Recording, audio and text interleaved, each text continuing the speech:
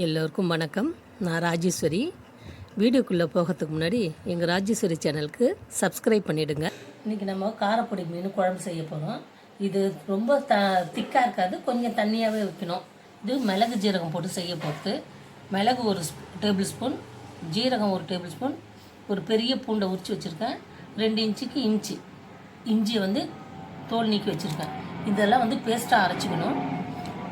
வெங்காயம் இது 3 வெங்காயம், தக்காளி 2, கருவேப்பிலை, பச்சை மிளகாய் 2, புளி நல்லா கழுவிட்டு சுட தண்ணியில் ஊற வச்சுருக்கேன், ஒரு எலுமிச்சம்பழம் சைஸ்க்கு. இது காரப்பொடி மீன். இதுதான் காரப்பொடி மீன். இது பெருசாக இருக்கும், சின்ன சைஸ்லேயும் இருக்கும். இது சளி, ஜுரம், இருமல் இருக்கிறவங்களுக்கு இதை குழம்பு செஞ்சு சாப்பிட்டா ரொம்ப நல்லாயிடும். இது இப்போது இதை மீனை க்ளீன் பண்ணிக்கலாம். சட்டி நல்லா காஞ்சிருக்கு, எண்ணெயை ஊற்றிலாம். எண்ணெய் நல்லா காஞ்சிடுச்சு. இப்போ வெந்தயம் போட்டுக்கலாம். இதில் வெந்தயம் நல்லா பொரிஞ்சிடுச்சு. இப்போ வெங்காயம் போட்டுக்கலாம். கூடவே கருவேப்பிலையும் போட்டுக்கலாம். பச்சை மிளகாவும் போட்டுக்கலாம். வெங்காயம் கொஞ்சம் நல்லா வெந்துடுச்சு பாருங்கள், பொன்னிறமாக வந்துடுச்சு.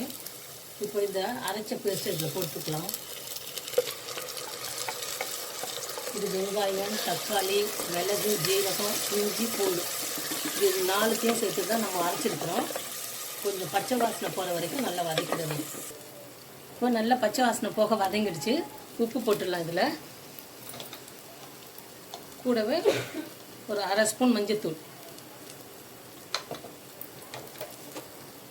இது மிளகாத்தூள் சின்ன ஸ்பூனில் 1 ஸ்பூன் போட்டுருக்கேன். ஏன்னா மிளகு போட்டு நான் அரைச்சி ஊற்றிருக்கோம், அதனால 1 ஸ்பூன் போட்டிருக்கேன். தனியாகவும் 1/2 ஸ்பூன்.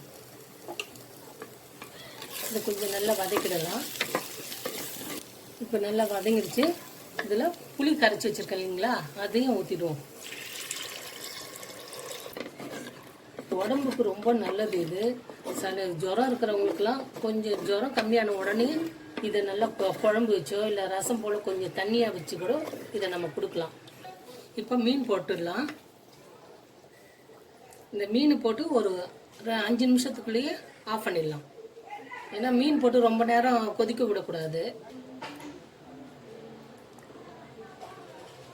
மீன் நல்லா போட்டாச்சு. ஒரு 5 நிமிஷம் கொதிச்சோடனே ஆஃப் பண்ணிடலாம். கொத்தமல்லி போட்டு ஆஃப் பண்ணிடலாம். இப்போ மூடி வைப்போம்.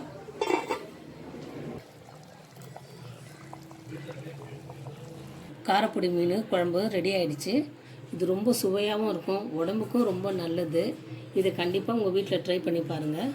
மறக்காமல் எங்கள் சேனலுக்கு சப்ஸ்கிரைப் பண்ணுங்கள். அடுத்த வீடியோவில் உங்களை சந்திக்கிறேன். வணக்கம்.